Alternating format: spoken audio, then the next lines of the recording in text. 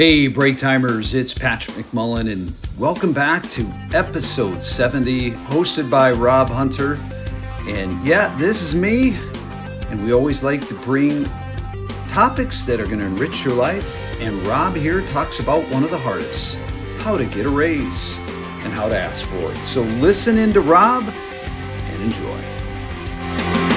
Let's ask for a raise. I know it's one of the most difficult things you can do at work, but it's critically important to your growth. Hi, my name is Rob Hunter. This is the Break Time You podcast, bite-sized tidbits for you to help you stand out at work, to help you get that raise, to help you become better at what you do, because life is really all about skills, and it's all about how you ask things. So in my background, I was a radio broadcaster, a talk show host for 23 years. Now I teach leaders how to communicate effectively using my talk show method.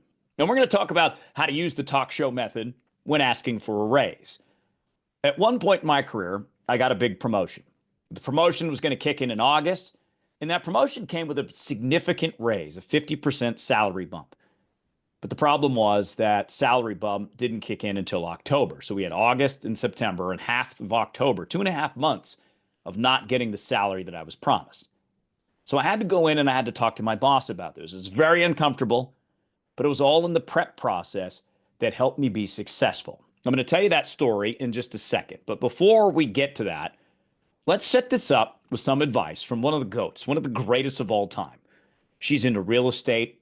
She is into investing. You've seen her on Shark Tank if you watch. Her name is Barbara Cochran. And this is her advice for you if you're asking your boss for a raise. Barbara, what's up? If you're going in to ask for a raise, there are two things that you want to bear in mind. You want to prepare for the meeting by making a list of everything you were hired for, and then make a list of everything you're actually doing right now and share that with your boss. The other thing you must do is name a figure. Don't go in there and say you want a raise. Say you want a 10% raise, and you're in a much better negotiation position to maybe get 8%. Name the number. Name the number. It's such great advice. But let's rewind it just for a second, just to reiterate what Barbara's telling you. You're ready for a raise. You want to ask for a raise. Write down all your responsibilities.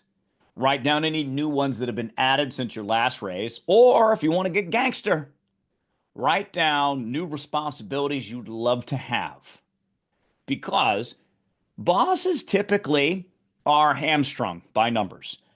They're hamstrung by roles, and oftentimes can't do much outside of those roles. Another side story from me about raises. My last radio job, I asked for a raise, a significant raise, and they couldn't do it because the role only paid a certain amount of money. And that was one of the contributing factors why I'm no longer there, because we just couldn't meet where I thought the value was. And it's understanding how companies work that help you be successful. So part one, write down your responsibilities, write down any new responsibilities, and write down any additional responsibilities you'd like, knowing how bosses give out raises, typically through annual meetings. What do they call them? Assessments. And you sit down and they tell you everything you've done great and everything you need to improve, and that you're getting a 2% raise. Great. But if you want to move up and you want to get bigger raises, approach it like Barbara does. Set down your expectations, your responsibilities, what you'd like to add, or what you already have added, and then go in with a number. I went in with a number at my last radio job, and it was a number that was too high. And that was okay, because I had my entrepreneurial dreams ready to go, as now I teach people my talk show method. The method that I use to create #1 ratings in Phoenix, Arizona on my radio talk show. Specific formula on how to communicate, and this, asking for a raise, is one of them. And the first part of the talk show formula is intel. Gather your intel, and that's exactly what Barbara's telling you to do. Write down all your responsibilities, new ones, and what you'd like to add. Then it's presentation time after you gather your intel. And intel gathering should be this too. Who's your audience? Well, in this case, your supervisor, your boss. What do you know about them? How do they typically communicate? How do they typically give out raises? And if you don't know the answer to that, ask around a little bit. See if you can gather any information that might help you have this conversation. because asking for the number you want is critically important. Now, understand, like Barbara said, you might not get it. If you ask for 10%, you get 7. That's still a win, but you're being explicit about what you're asking for because no one else is going to ask for it except for you. So rewind the clock for me. I got a promotion at one of my gigs. I was working behind the scenes and finally at this place got my own radio show. And that radio show came with additional responsibilities, additional pressure, ratings, and revenue relying on me and what I said and how I approached my day-to-day job. But seeing the contract in front of me, seeing the start date, the new show is going to start, say, August 1st. I don't remember the exact date, but you'll follow along with me here. The contract wasn't supposed to kick in until October 15th or something like that. So a 2.5-month gap with a 50% bump in salary, 42 to 62. So 20,000 more, give or take 50%. So you can do the math on 2.5 months there, losing out on thousands of dollars, even with the new responsibilities. And I was like, no. So I had to have a conversation with this. This was one of the most nerve-wracking conversations I've ever had. But I followed the talk show formula and the advice that Barbara told you about. I wrote down all my old responsibilities, my behind-the-scenes responsibilities, and I did have a mic, so it was a sidekick role, so I wrote them all down. And then I wrote my new responsibilities down, including managing people, including taking more risk, including the ability to earn more money for the radio station. And funny thing about radio is there's 2 ways to make money. One, your base salary. You're familiar with that. But in radio, we also sell commercials. So if I put my name behind a product, say a real estate company, they pay me. So I had an alternative theory that I was going to propose to my boss. Aside from the wanting the salary to start in August, I'm like, well, let me see if I can come up with a creative solution that I can offer and then see what he does with it. So I went and I made my presentation. I talked about the responsibilities, old versus new being significantly more. New being significantly more, the company recognized that I should have a raise, but it wasn't kicking in for a while. And that alternative theory was if you could guarantee me one of these radio commercial endorsements, I could make some extra money. And that would be awesome until August. But my boss looked at me and he says, okay, you got a good point here.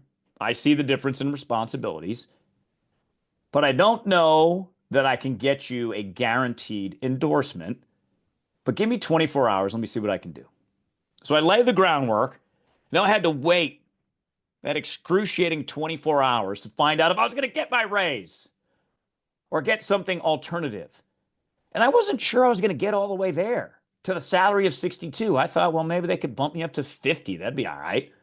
Again, going in with a number in mind, what the actual contract said, 2.5 months from now, and just waiting to see what they were going to say. 24 hours later, they come back and say, you know what, Rob? You're right. Here you go. New contract, August 1st, promotion date, August 1st, pay date. And that was a little victory for me.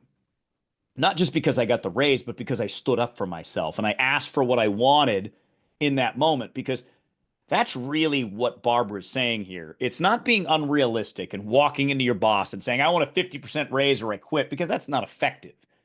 But the talk show formula is effective, where you gather your intel, you understand your audience, you do your homework and write down your responsibilities, your new responsibilities or responsibilities you'd like to add, and then you ask.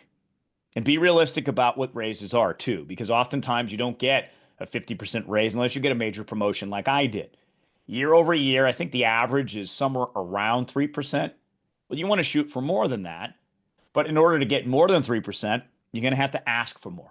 You're going to have to ask for 7 or 8 or 9 or 10% and see what happens. Because the worst that you're going to hear is no.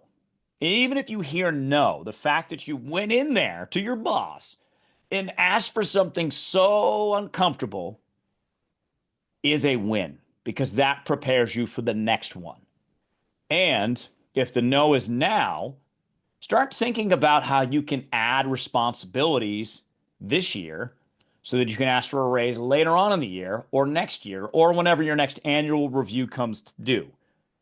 Because thinking about how companies work, you have a salary for a position, and those salaries are pretty stuck there, as evidenced by my last radio job. I'm like, nope, this is what this position pays, this range. If you do more, add responsibilities, you have a better chance. And even if you don't get a raise, you have a better chance to advance your skills. And that right there is incredibly important. So to recap, how to ask for a raise. Responsibilities, write them down. New ones, what you've added, what you'd like to add. Be prepared. Understand who your boss is, how he or she communicates. What are they looking for? What evidence do you have that other people got raises? I know people don't like to talk about money around the office, but can't hurt to ask. And then be specific about what number you're looking for. That is how you lay the groundwork for success. Maybe not today, maybe not tomorrow, but down the line. The more you start asking for the things that you want and present a reasonable case, the more likely that you are to succeed. My name is Rob Hunter. Thanks for being with us. We have so much more episodes for you at the Break Time U podcast. Subscribe, scroll back, and say hello. Let us know what you want to learn about. Between our team here at Break Time U, we have a wide variety of skills that will help make your job better, help make you better at your job, and can help you communicate more effectively. So check us out anytime and hit us up anytime. Until next time, have a great day and go get that raise.